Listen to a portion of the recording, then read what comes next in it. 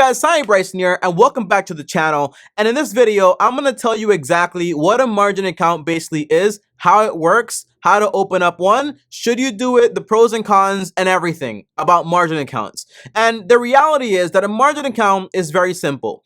It is an investment account that allows you to borrow money to buy investments. So if all you have is $10 to buy investments, well, they will actually lend you more money. So that way you can borrow more investments that you could, for example, with your own pocket, which basically means that if I can just buy $10 worth with my money, if that goes up, I only make a little bit of money. But if I can borrow more money, when it goes up, all of the gains are for me. Of course, I have to pay them back plus interest, but all the gains, they're for me. Meaning, I'm able to make more money, but at the same time, if the investment goes down, I will also lose a lot more money. They're both magnified. Your wins are magnified, but also your losses are also going to be magnified because you are borrowing money. But let's go into detail in this video and break everything down. And by the way, do me a favor and smash the like button. So now the very first thing is, obviously, how do you open up a margin account? The answer is you can open up one with Webull, Robinhood, M1 Finance, which is my favorite, by the way,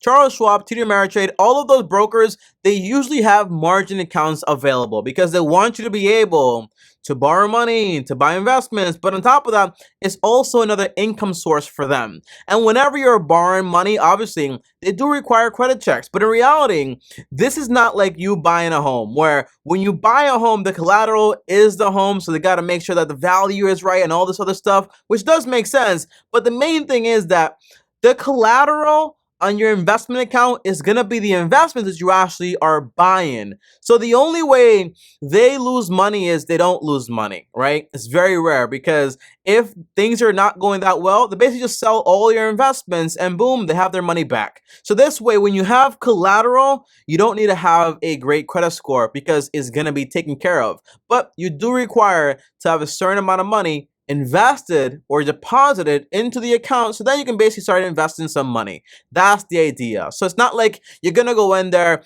put in $0 and borrow $2,000. The answer is no. You gotta put in some money so they can basically give you a margin based on that amount to go ahead and invest. So this way, if things don't go right for you, they can sell the investments, take money from that account, and boom, they recover all their money just like that. And because of this, the interest rates are a lot lower. I'll tell you more about that later in the video. But now that you know exactly how to open up a margin account, basically any broker out there, and that you don't require to have a crazy credit score, well, what exactly is a margin account and what are the actual benefits? And the benefits are very simple. It allows you to borrow money to basically be able to invest more money and amplify your gains. And the risks are that although you can amplify your gains, you can also amplify your losses. So let's say, for example, you want to use a margin account, right? And all you have available to you right now is $1,000, right? That's all you have. And you want to buy this stock and it's $10 per share and you want to buy 100 shares, right? So that means, hey, boom, it's $10 per share. I just went ahead and bought 100 shares, which is awesome, right? But now if this stock goes up, let's say by 5%, what does that mean? It means all you're really gonna make is somewhere around like $50, right? Which is not that much money. But if you had opened up a margin account and they give you, let's say like 50%, right? And 50% basically means that they're gonna, for every $1,000 you invest, they're also basically gonna match it in a way, right? So instead of investing 1,000, you go ahead and invest 1,000 of your own money and also $1,000 of their money, right? Which is awesome. Which basically means instead of getting 100 shares, you're gonna go ahead and get 200 shares. Now, if the stock goes up by the same 5%, what does this mean?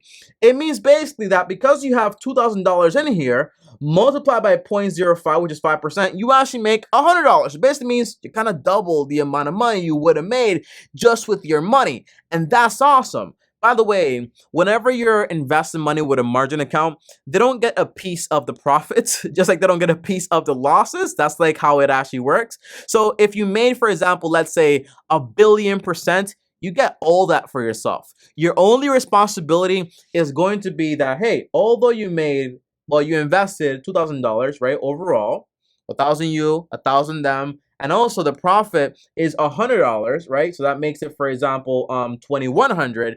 Guess what? All you have to do is you gotta, one, you got to pay them back, right? Boom, you pay them back. Now you have left 1,100.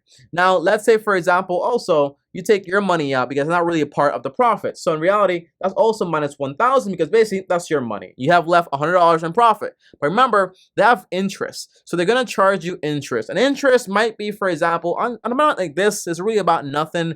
Let's just say, for example, interest is like $4. That means you get to keep like $96, okay? That's awesome. So whenever you have a margin deal in a way that you're actually doing, you only got to pay them back the amount you borrow from them and also the interest. And that's how they make the majority of their money, if not all the money, okay? That's the goal. It's a loan, and that's how they make money. And this helps you because you're able to borrow more money to buy the same investment that you would have bought anyways. But by having the same percentage in gain, you're going to have amplified profits. But as an example also, because you never want to just like weave away from the negatives because the negatives actually exist, right? So again, same idea. If you bought $1,000 worth and it went down by, again, 5%, you would have lost $50. But because you bought $2,000 worth and let's say it went down by 5%, you are losing, for example, $100, right? So you got to pay them back their money, minus $100 in your losses, and then minus whatever the interest actually is. So although it amplifies your wins, again, it also amplifies your losses, okay? That's the big deal. But that's not where margin accounts basically end because that's just basically the basics. So let's go deep down and dirty into how exactly margin accounts basically work. Now, when you go to a broker, they're going to give you, for example, a percentage of how much margin they're actually going to give you. So let's say, for example, they're going to be willing to give you like 50%. That means, hey, if I have $10,000 to invest, which by the way is a lot of money, let's go with a smaller number so the math stays a lot more simple. Let's say you have $5,000 to invest, right? Divided by 0.5, which is 50%. That means, hey, they're going to give you a total of, you're going to have buying power of a total of $10,000, right? They're going to give you $5,000. That's the idea. That's going to be your buying power based on the percentage of margin they're actually going to give you. This is how this is actually calculated. But when it comes to a margin account, you have three pieces of very important information. The first one is you have the margin account interest rate. You also have the maintenance requirement. And lastly, you also have margin calls, which by the way are the scariest calls any investor can basically get. And I'll break that down in a few seconds here. But the first thing is, for example, margin account interest rates. Now, you know how interest rates to kind of change around whenever you're going to buy a home. You don't go to just one bank and be like, this is my bank and this is the one I use. No, you shop around everywhere to make sure that you get the best rates possible. Margin rates are usually based on T-bills, which by the way are just bonds, but they're usually pretty low. And right now they're like basically like 2 to 3 to 4%. That's basically what you're going to be paying. It's not like 18% like on a credit card. No, it's like 2 to 4%. So it's a very cheap way to actually borrow money in that sense. So margin interest rates are based on T-bills and they also fluctuate based on all brokers. So if you go to a very big broker, let's say like Fidelity, Schwab's and so on, they might have higher interest rates than, for example, a smaller broker like Interactive Broker, right? Or Webull or any other account out there. They have a lot. So the point is you got to go out there and you got to shop around. I know right now with M1 Finance, if you have their exclusive like membership thing is like 2 to 2.5%. And if you don't, you get charged like 3 to 3.5%, which by the way is still a lot lower than a credit card or a personal loan and all that other stuff, okay? That's the idea. But that's margin rates. Now, what exactly is a margin account maintenance requirement? Okay, now this is actually pretty cool and very interesting and very important. A maintenance requirement is the amount of equity that is required for you to have in this investment at all times. Now, let me explain because this does sound complicated, but trust me, it's not that complicated at all. It basically is kind of like a house, right?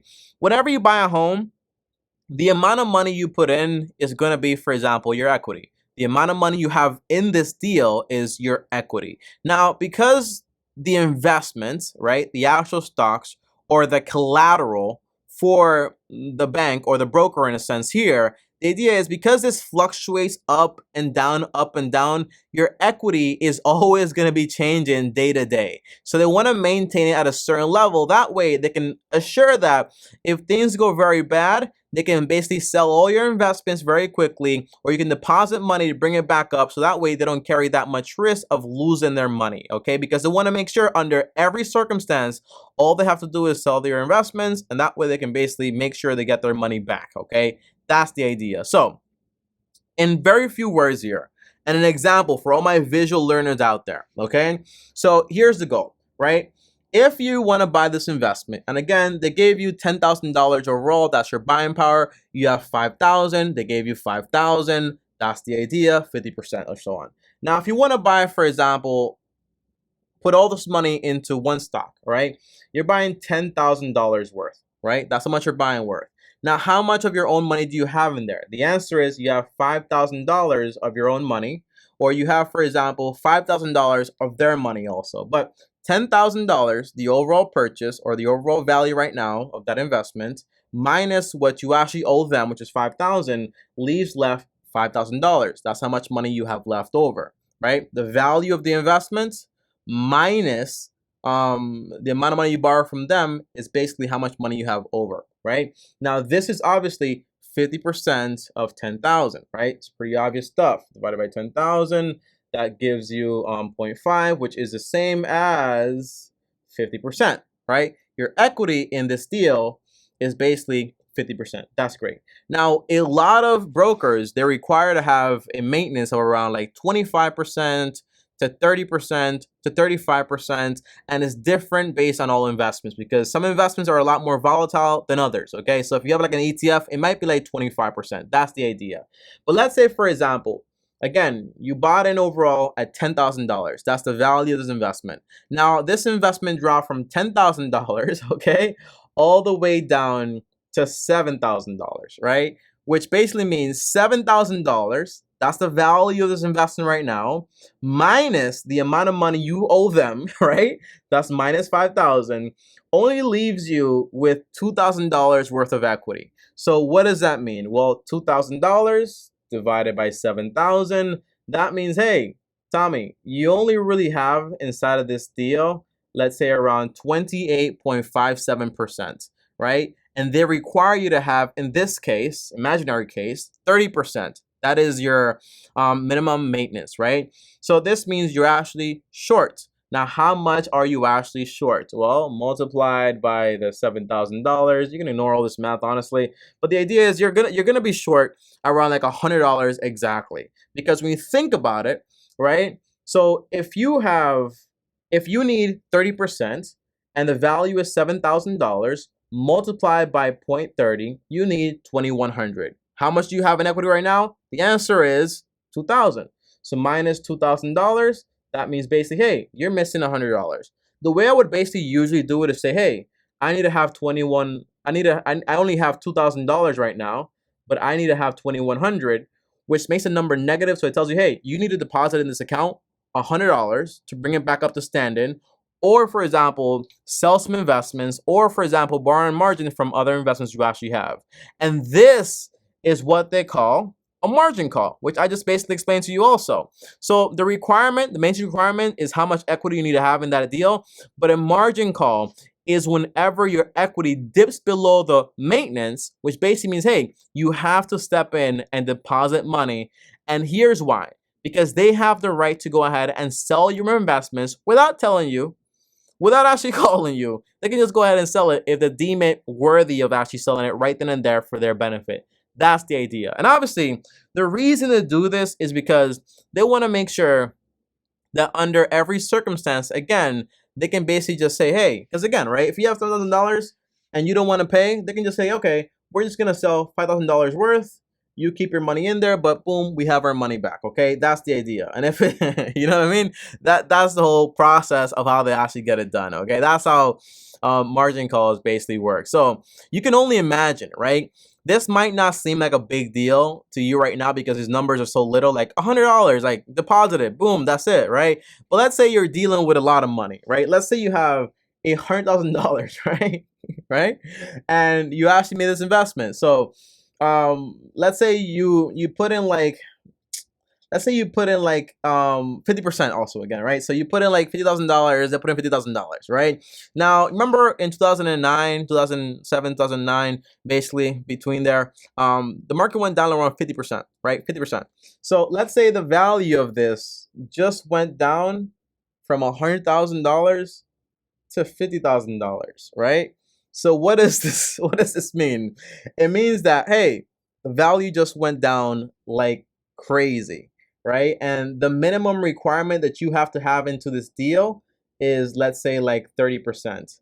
And what does that mean? They're gonna call you and say, hey, you need to deposit tens of thousands of dollars to make sure we don't sell all these investments. And that's why you get so many people that, by the way, theoretically, if your account went down by 50%, you're basically wiped out. That's it. You're done. Like they're gonna sell your investments right there to basically recover all their money, because that's the only opportunity they basically have to basically sell everything and recover their money. Because again, right, if your investments go down by 50%, $100,000 multiplied by 50% is $50,000, right? So they have that time right there to sell, boom, liquidate, boom, you're done, and you're completely wiped out, and you have nothing, even though you had invested in there $50,000 of your own money, but you're basically zeroed out. You're done. Finito. That's the final shot. Okay. So overall, that's the idea of a margin account. But I want to answer some questions here. Tommy, should I use this? Should I not use it? It sounds like this is a great way for me to make additional money if I don't have that much money, and so on and so on. The idea is that this game of investing is a long-term game. So it's not about how much money you have right now, it's how much money you're willing to set aside so in the future it can multiply.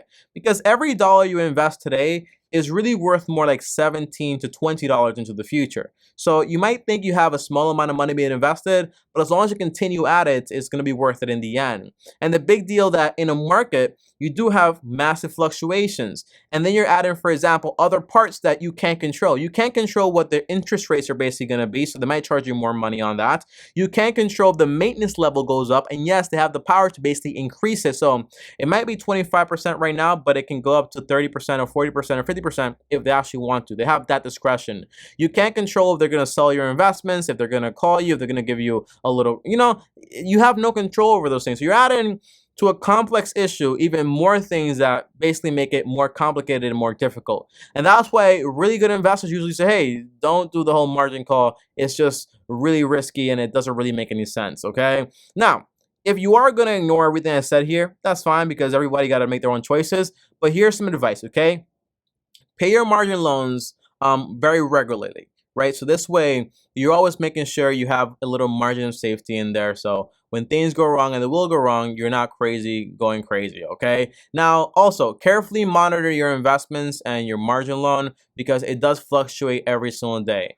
Imagine if the bank came to your house every day and be like, hey, your house is only worth this much today. Your house is only worth this much today. You know what I'm saying? So like, that's what it basically is when it comes to a margin account. Every single day, every single minute is being reassessed and reassessed based on the value of those investments. On top of that, you want to set up your own rules and not just, for example, rely on their rules. So this way, if you're getting very close to the maintenance call, maybe 5%, you're like, okay, this is getting very close. Let me deposit some more money in there to add a little bit more equity, so I'm a little bit more safer. Also, be prepared for possible margin calls. So have money on the side. So when these things do happen, if you are playing this game, it probably will happen. So you can basically take care of that. And lastly, never ignore a margin call, because they will sell your stuff and then you will be basically wiped out. It might not sound like a big deal, but you could just be down. Like, you can borrow like basically 100% on your money, right? So for every dollar I invest, I can basically borrow another dollar. That's cool stuff. And by the way, some other accounts actually allow you to borrow 2 times your money or 3 times your money. It's kind of crazy out there, okay? You can borrow a lot more on it. So now you borrow, for example, let's just say 1x on your money, right? So for every dollar you invest, they do a dollar. So if you invest 5,000, they do 10,000. You invest 20,000, you do $20,000. Now, it only requires your account to go down by 50% during some crazy event for you to basically just lose everything, because they will sell everything to secure that loan if you don't have that $50,000 in cash right there to take care of things. That's the idea. But if you had that money in cash there, well, if you go down 50%, that's fine, right? Because you only lost half your money. If you want to sell, you still have some of your money. Or for example, if you want to keep it in there, you can just keep it in there until the market recovers. But this doesn't give you that wiggle room. and it's complicated. Okay, so my advice is it's not something I would do at all, and that's that. Okay, that's that. Thanks for watching, guys. As always, like, subscribe, hit the bell to get notified. Hopefully this video actually made sense to you and it actually helped you in some way. If you have questions, comment down below, let me know. On top of that, up here is another video, and here is my face. Click and subscribe, and as always, Long-Term Team officially out. The links down below to see exactly how I invest in my entire portfolio with M1 Finance.